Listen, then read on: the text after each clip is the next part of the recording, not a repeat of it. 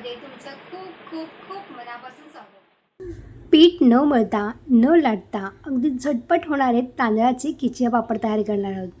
चवीला तर अगदी अप्रतिम लागतात, मस्त एकदम क्रिस्पी आणि खुसखुशीत बनतात। तुम्ही बघताय ना मंडळी, बघा एका मिनिटातच मस्त एकदम असा चुरा झालेला आहे बघा। इतके हे छान असे खुसखुशीत पापड तयार होतात। चला करूया तांदळाचे खिचिया पापड। इथे मी 2 वाटी तांदूळ रात्रभर पाण्यामध्ये भिजवून ठेवला होता। यातील पाणी आपल्याला पूर्ण काढून टाकायचे आहे। रात्रभर आपल्याला पाण्यामध्ये छान भिजवल्यानंतर तांदूळ छान भिजले जातात। तुमच्याकडे जर वेळ नसेल, झटपट करायचे असतील तर इथे 4 ते 5 तास तांदळाला भिजायला पुरेसे होतात। आता यातील आपल्याला पाणी पूर्ण काढून टाकायचे आणि याच वाटीने आपण तांदूळ मोजून घेतलेला आहे ना, त्याच वाटीने आपल्याला पाणी घ्यायचं आहे। तर कुकरमध्येच आपल्याला भात शिजवून घ्यायचा आहे। पाणी तांदळातलं पूर्ण काढून टाकलेलं आहे। त्यानंतर आपल्याला कुकरमध्ये सगळं तांदूळ घातलेलं आहे आणि या वाटीने सध्या आपल्याला 10 वाटी इतकं पाणी घालायचं आहे। म्हणजे 1 वाटी जर तांदूळ असेल तर एका वाटीसाठी 5 वाटी हे प्रमाण अगदी परफेक्ट आहे। तर इथे आपण 2 वाटी तांदूळ घेतला होता, त्यासाठी इथे मी 10 वाटी पाणी घेणार आहे। तांदूळ आपल्याला मोजूनच घ्यायचा आहे, म्हणजे पाण्याचा अंदाज आपला चुकत नाही। अगदी पाणी परफेक्टच ह्याच्यामध्ये घेतलंत ना तर पापडसुद्धा मस्त एकदम खुसखुशीत तयार होतात। तर इथे 10 वाटी मी पाणी पूर्ण घेतलेलं आहे। आता यामध्ये आपल्याला काही मसाले घालायचे आहेत। तुम्ही हे पापड हव्या त्या फ्लेवरमध्ये बनवू शकता। जसं की तुम्ही फक्त मिठाचं बनवलं तरी देखील चालेल, किंवा तुम्ही याच्यामध्ये लसूण किंवा त्याच्या बारीक केलेली मेथी, पालक घातलं तरी देखील चालेल। खूप टेस्टी लागतात हे पापड।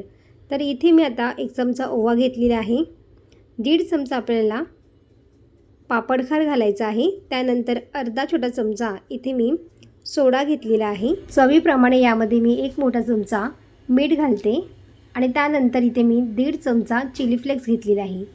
तुमच्याकडे जर चिली फ्लेक्स नसतील तर तुम्ही हिरवी मिरचीसुद्धा याच्यामध्ये घालू शकता। आता सगळं छान असं मिक्स करून घ्यायचं आहे आणि झाकण लावून आपल्याला याच्या 4 शिट्या करून घ्यायच्या आहेत। 4 शिट्यामध्ये आपला भात छान शिजला जातो।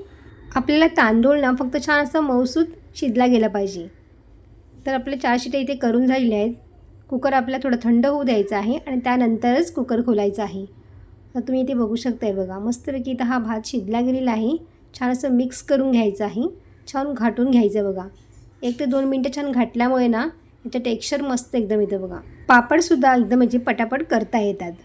तो छान मिक्स करून झालेला आहे आणि घट्टपणासुद्धा एकदम परफेक्ट आहे। त्यामुळे आपल्याला पाणी ना कधीही मोजून घालायचं आहे। व्यवस्थित मिक्स करून झाल्यावरती इथे मी 20 ते 25 पुदिन्याची पानं बारीक कट करून घातलेली आहेत, ते आपल्याला यामध्ये घालायचे आहेत आणि पुन्हा छान असं मिक्स करून घ्यायचं आहे। किंवा गरम असताना तुम्ही ना हे करून घेतलं ना, तुम्हाला गॅस लावायची पुन्हा गरज लागणार नाही। मिश्रण व्यवस्थित मिक्स करून झालेले आहे। तर पटापट आपल्याला पापड तयार करायला घ्यायचे आहेत। तर इथे मी प्लास्टिकची एक शीट घेतलेली आहे, ते व्यवस्थित पुसून घ्यायचं आपल्याला। तेल अजिबात लावायची गरज लागणार नाही। तेल लावलंत ना तर पापड आपले थोड्या दिवसांनी याला वास लागू शकतो, त्यामुळे आपल्याला तेल लावायची गरज नाही लागणार बघा। आता एक एक आपल्याला ह्याच्यामध्ये पळी पापड आपल्याला हे करून घ्यायचे आहेत आणि व्यवस्थित असे पसरून घ्यायचे आहेत। पण हे पापड करताना जास्त आपल्याला पातळ करायचे नाही आहेत, थोडेसे जाडसरट ठेवायचे आहेत। त्यामुळे मस्त एकदम खुसखुशीत पापड आपले तयार होतात।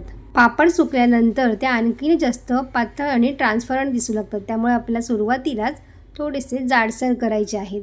तुमच्या आवडीप्रमाणे तुम्ही कमी जास्त छोटे मोठे असे पापड तयार करून घेऊ शकता। आता हे पापड आपल्याला उन्हामध्ये कडकडीत उन्हात आपल्याला हे वाळवून घ्यायचे आहेत। तर इथे मी 2 दिवसासाठी आपल्याला हे ऊन दाखवायचं आहे, म्हणजे आपले पापड मस्त एकदम कडकडी उन्हामध्ये छान सुकले जातील, छान खडखडीत सुकतात। त्यामुळे वर्षभर आपले पापड छान टिकतात।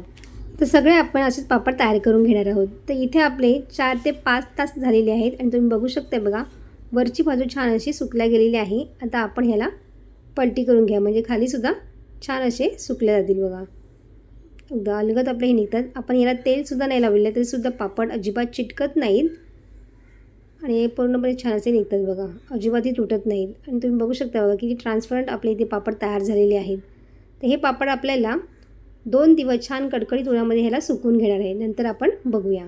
2 दिवसांतर मी तुम्हाला दाखवते बघा, पापड छान असे मस्त एकदम वाळल्या गेले आहेत आणि एकदम ट्रान्सपरंट पापड आपले तयार झालेले आहेत। तुम्ही बघताय ना मंडळी, किती मस्त एकदम पातळ पापड आपले तयार झालेले आहेत।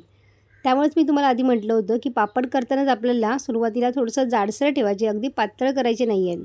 तुम्हाला मी पापड तळूनसुद्धा दाखवते, म्हणजे तुम्हाला कळेल की पापड आपले छानसे खुसखुशीत झालेले आहे. तुम्ही साईज बघताना हे पापडाची आणि तळल्यानंतर मस्त डबल साईजमध्ये आपले पापड तयार होतात. तर इथे बघा तेल छान गरम करून घ्यायचं आहे. तेल छान गरम झाल्यावरतीच आपल्याला हे पापड घालायचे आहेत, म्हणजे पापड फुलण्यास छान मदत होते. आता तुम्ही बघताय ना मंडळी, बघा पापड आपले मस्त एकदम दुप्पट फुलतात. आणि तुम्ही पाहिलं होतं ना आधी पापड आपले किती छोट्या साईजमध्ये आपण तयार केलेले आहेत आणि तळल्यानंतर ह्याची साईज ना डबल होते. तर अशाच पद्धतीने आपल्याला हे पापड करून घ्यायचे, म्हणजे एकदम मस्त वर्षभर आपले पापड छान असे राहतात आणि टिकतातसुद्धा. त्यामुळे पापड करण्याची ही ट्रिक तुम्हाला कशी वाटली आहे मला एकदा नक्की कमेंट करा. आता हे पापड आपले मस्त एकदम क्रिस्पी आणि खुसखुशीत झालेले आहेत. तर तुम्ही इथे पापड तळलेले आहेत बघा. आणि बघा डबल साईजमध्ये आपले पापड इथे तयार झाले आहेत. तर तोडूनसुद्धा मी तुम्हाला दाखवते बघा. आवाजावरून तुमच्या लक्षात येतील पापड किती खुसखुशीत झालेले आहेत. तांदळाचे पापड करण्याची माझी पद्धत तुम्हाला कशी वाटली मला नक्की कमेंट करून सांगा. आणि रेसिपी आवडली असेल तर लाईक, शेअर आणि सबस्क्राईब करा. थँक्यू.